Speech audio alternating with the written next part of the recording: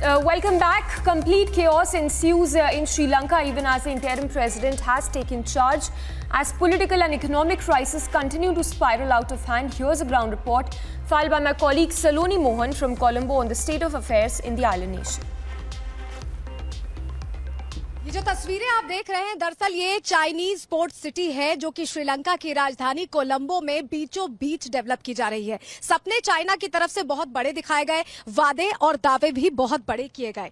BRI यानी कि belt and Road initiative के जरिए, जिसकी शुरुआत 2013 में की गई थी चाइना की तरफ से, ये विकास किया गया। दावा ये किया गया कि यहाँ 269 हेक्टेयर का ये जो पूरा इलाका है, इसमें बीचों बीच एक हाईटेक सिटी दुबई जैसी बसाई जाएगी, जिससे श्रीलंका में निवेश आएगा। लेकिन इन दावों के बीच हकीकत क्या है? श्रीलंका अभी भी कर्ज के तले दबा हुआ है और सबसे बड़ी बात यह है कि BRI कई देशों का पहले ही बेड़ा गर्क कर चुका है। इसका शिकार श्रीलंका जहां हो रहा है, पाकिस्तान भी किस तरह से कर्ज में डूबा हुआ है, ये किसी से छुपा नहीं है। 2018 में एक ऐसे देशों पर शोध हुआ जहां पर चीन की BRI परियोजना पर काम हो रहा है और शोध में यह खुलासा हुआ कि कुल ऐसे 23 देश हैं जो गंभीर ऋण में फंसे हुए हैं, जो उस ऋण का पैसा अदा नहीं कर पा रहे। कोलंबो पोर्ट सिटी की जो तस्वीरें आप देख रहे हैं, ये परियोजना करीब 1.4 अरब डॉलर के निवेश से बनाई जा रही है और श्रीलंका के इतिहास में अब तक का सबसे बड़ा विदेशी निवेश इसे बताया गया। लेकिन हम्बनटोटा बंदरगाह की तरह ही ये परियोजना कहीं ना कहीं श्रीलंका के आर्थिक हालातों को और खराब करती गई और BRI के टारगेट हमेशा वो देश होते हैं जो आर्थिक रूप से कमजोर होते हैं या विकासशील होते हैं, और श्रीलंका को पूरी तरह से अपने पंजे में कर लिया चीन ने, जिसका नतीजा ये रहा कि आज श्रीलंका आर्थिक व्यवस्था और पूरी तरह से राजनीतिक व्यवस्था की स्थिति में बदहाल है और यहाँ के लोगों के लिए रोजी रोटी का संकट है। उनके लिए समस्या ये है कि निवेश तो आ गया लेकिन विकास नहीं हुआ। 2040 तक इसे पूरा करने का दावा किया गया है, लेकिन अब किस तरह से चीन इसमें भागीदारी करेगा श्रीलंका के पास साथ, क्योंकि श्रीलंका के पास अब निवेश करने के लिए, इसमें भागीदारी करने के लिए पैसे ही नहीं हैं। ऐसे में इस प्रोजेक्ट का क्या होगा, भविष्य में ये कहां जाने वाला है, ये भी किसी को नहीं पता। विजय अभय शर्मा के साथ सलोनी श्रीवास्तव, रिपब्लिक भारत, कोलंबो, श्रीलंका।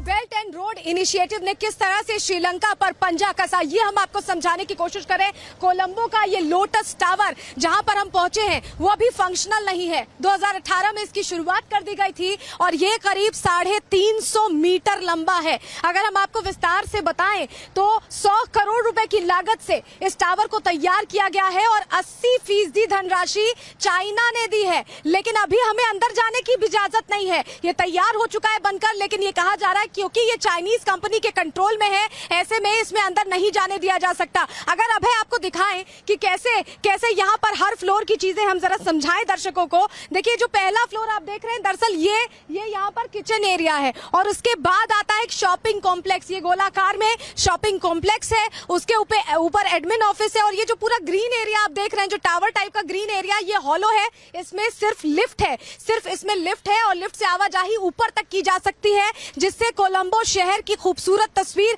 आप खींच सके। ऊपर एक 27वें फ्लोर पर रिवॉल्विंग रेस्टोरेंट भी है और एक ऑब्जर्वेशन डेक है, जिसके जरिए पूरे शहर को मॉनिटर किया जा सकता है। तो ये बनाया चीन ने है, लेकिन अभी तक 2018 में इसके उद्घाटन के बावजूद अभी तक इसकी शुरुआत नहीं हो पाई है। यहाँ आम लोग आ जा नहीं सकते। BRI ने कैसे धीरे धीरे करके चीन ने BRI के जरिए कैसे श्रीलंका पर अपनी पकड़ मजबूत की, कैसे अर्थव्यवस्था को धीरे धीरे ध्वस्त किया, ये हम आपको समझाने की कोशिश कर रहे हैं। चीन का कोलंबो पोर्ट हमने आपको दिखाया, इसके अलावा हमने आपको हम्बनटोटा की कहानी बताई और ये लोटस टावर भी बता रहा है कि श्रीलंका वासियों के पैसे धीरे धीरे करके महिंदा राजपक्षे ने डकार लिए, क्योंकि जब इसका उद्घाटन हुआ था 2018 में तो मैत्रीपाल सिरिसेना तब के राष्ट्रपति, उन्होंने भी घपले का आरोप इस निर्माण में लगाया था। वो पैसे कहां गए किसी को नहीं पता और अंत में ये जानकारी मिलती है कि मैत्रीपाल सिरिसेना ने ये तक कहा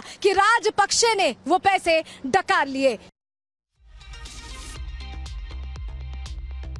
चीन के भंवर में श्रीलंका धीरे धीरे कर फंसता गया। यहाँ पर हम्बनटोटा बंदरगाह का जिक्र बहुत जरूरी हो जाता है, क्योंकि ये बंदरगाह रणनीतिक महत्व के तौर पर बहुत जरूरी था श्रीलंका के लिए। लेकिन महिंदा राजपक्षे की चाइना के साथ जो नजदीकियां थी, उसकी वजह से 99 साल के लिए इस बंदरगाह को चीन को श्रीलंका ने लीज पर दे दिया और नतीजा ये रहा कि ढाक के 3 पार चीन की इस बंदरगाह में हिस्सेदारी जहां पहले 100% हुआ करती थी, वहां अब सिर्फ 20% रह गई है और चीन 80% अधिकार इस बंदरगाह पर जमाया हुआ है। वादा किया था विकास करने का, लेकिन विकास के नाम पर कुछ नहीं किया गया, बल्कि कर्ज के बोझ तले श्रीलंका को दबा दिया गया। अब हम्बनटोटा बंदरगाह पूरी तरह से श्रीलंका के कब्जे में है और चीन कहीं ना कहीं इसके जरिए भारत पर दबाव बनाने की साजिश रचता नजर आया।